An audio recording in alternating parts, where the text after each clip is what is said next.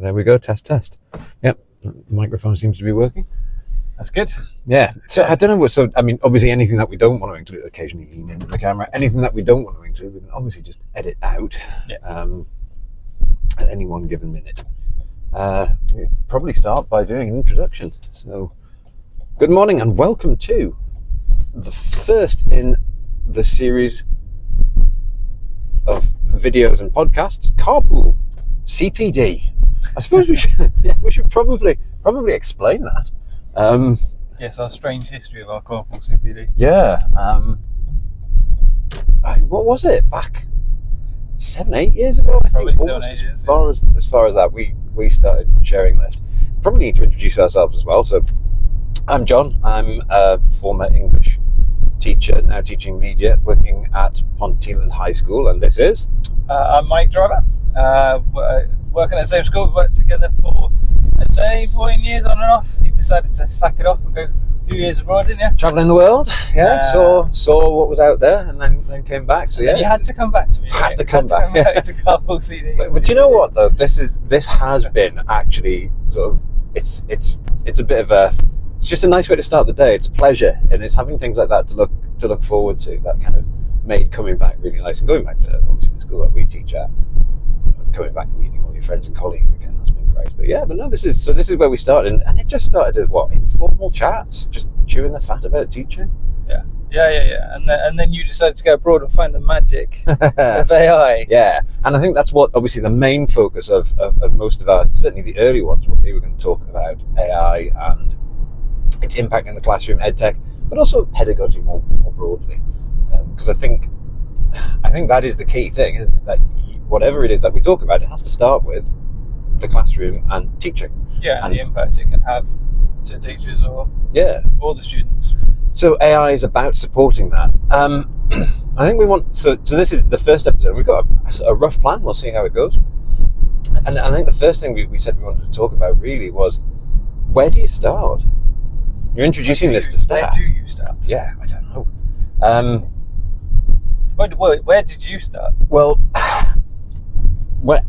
I started because I needed the help, and I think that's one of the things I would certainly want to include. But I think having been through the journey now, obviously you need to know what AI can do for you.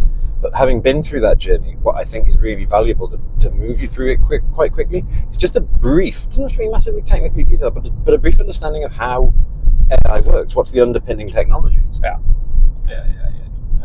And that's where your knowledge comes in absolute spot on.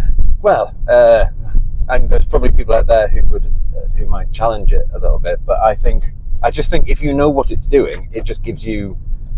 You're not looking at this like some magic solution. You realise that what this is a technology. I mean, what have you found when using it? What's people's reaction once they get to use it?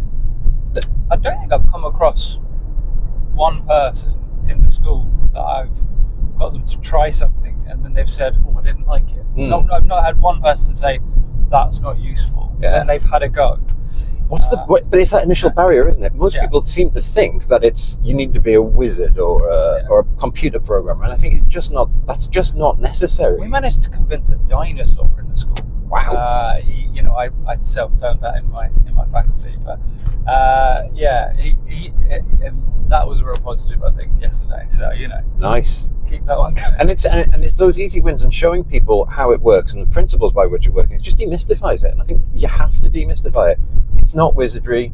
It doesn't require advanced computer programming. In fact, that's not the point. The idea of a large language model is that you can communicate to a computer using natural language and get it to do things that prior to this point you've needed quite a lot of really technical knowledge to be able to do.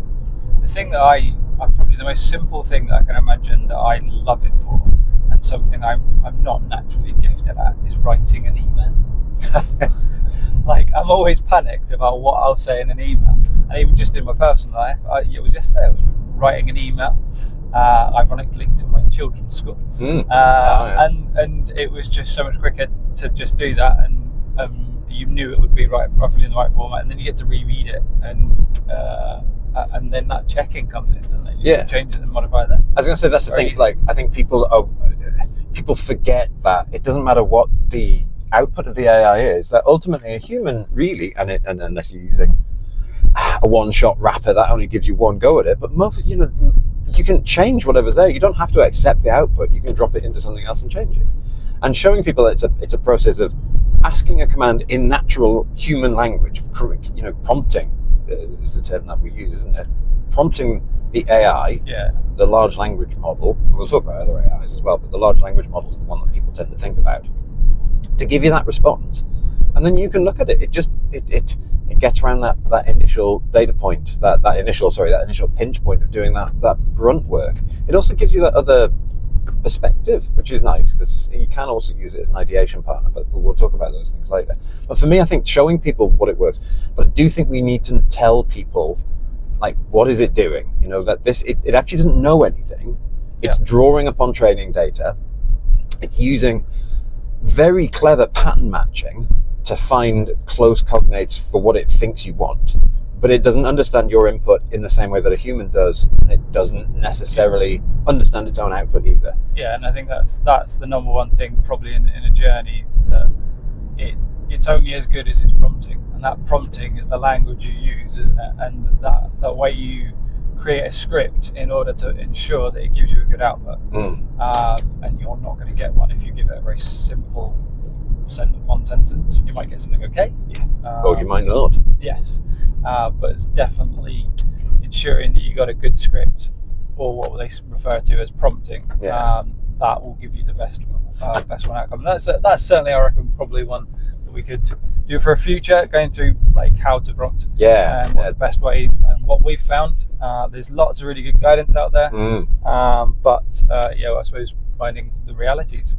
And I think that's a good starting point. And there is one other thing that I think I would always do, and we were talking about this yesterday, weren't we? And you said the same thing. Go for it. It's early yet. Back to school, and I don't know about you, anyone else, I have my brain's ticking, so it's like I just can't get to sleep. No, I am in sleep deprivation. I don't want to look at my watch, which would be going like, why are you awake in the middle of the night? 2 young children. This has been the first year of my life. I had sleep-ins in the summer. Nice. Well done. Rare event. You've had it for years, mate. You can't it easy. No, he's still an early riser. Oh, is he? But he's he gets up and probably does it himself. Yeah, I was going to say, like, you don't need to bother anymore. It's fine. So nothing goes on fire. At least hasn't yet. And fingers crossed. That's but the other thing I think, particularly, picking up on this, the fact that it's a busy start to the year, everyone's a little bit slammed. Showing people, because I think a lot of people say, "Oh, I don't have time to learn anything new," and literally interacting with most of these technologies, it has got such a low bar to entry that I think you have to demystify it. Otherwise, people just they put that mental block there. But the other thing I think we were saying we need to do is you need to give someone a practical takeaway. And what's your big takeaway? What's the one thing that you would say if you're going to give someone, this is their first time, right? You've demystified it. You said what it is. Definitely, first time is to go on to just one of the LLMs like ChatGPT, Claude AI, Perplexity AI. We like. I love that. Any one of them. Obviously Gemini as well, Google. But the number one thing I would probably say is to try doing one simple thing and see what it comes out with and see what you're happy with. So it probably for me, like I said one thing I did say, I teach mainly A-level psychology, and the thing that I've used it for straight away coming back in is just to write an example exam question that I wanted to update and just change from last year. Right. So just add into a PowerPoint to get them to improve. So it's a nice simple one. Yeah, and they, I've used it for similar reasons, and I think they're really good. What's really good is I've produced responses that were good but not perfect, and that's almost exactly what you're looking for. Yeah. And giving that model and giving students something to say, okay, where does it hit the mark scheme and where does it not? And increasingly now you've got large language models where you can upload a mark scheme, so it gets really, really close to it. Yeah, and that's one of the ones we can go through. Which ones are the best to do for certain activities?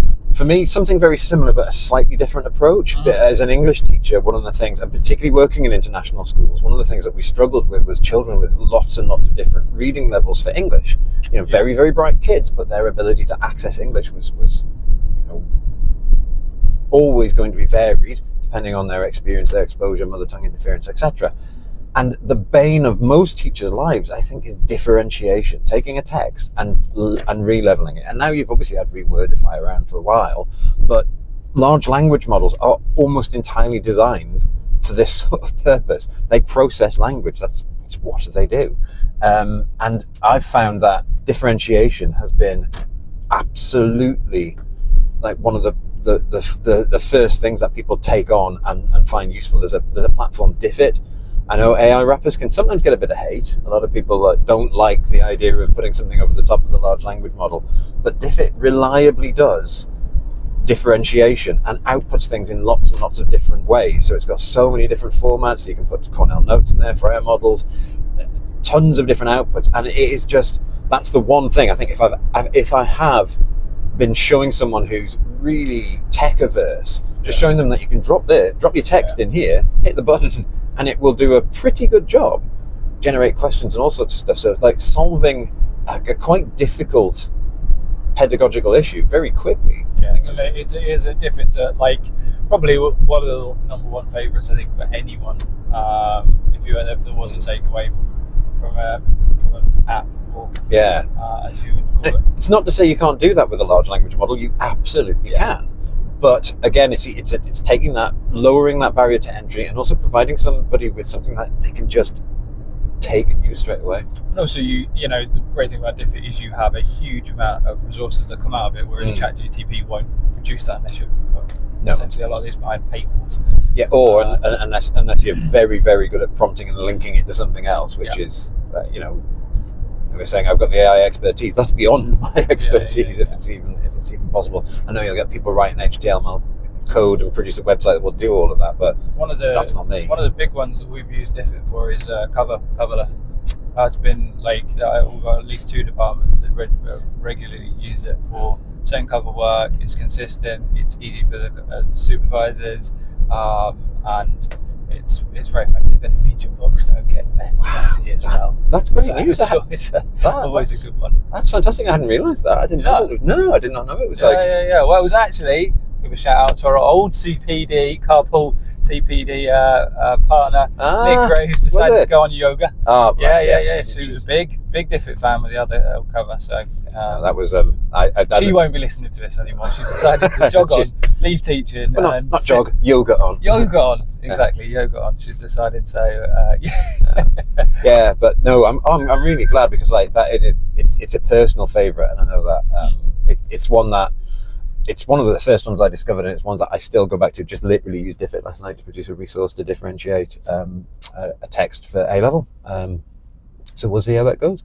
So there we go. The Carpool CPD. You see, great talk. Nice way to start the day, and hopefully you learn. It is, isn't it? Okay, we are lucky. Pure blue skies, beautiful sunset, sunrise. Very different from I'm glad we didn't film it yesterday. How are you getting on with the weather? Not good. Got used to 13 degrees this morning? No, I've got my coat in the back of the car and I took it off because it was too rustly for recording. 3 years you spent not below 28 degrees? 3 years, and this is no fun whatsoever. This is the coldest I've been in a very long time. But yeah, there we go. So to recap then, start by just demystifying it, give somebody something they can take away, and let them have a play with it. I think that's a really good way to get into AI in the classroom. So there you go. Thanks for joining us. I hope you've enjoyed it, and see you next week. Catch you on the next one.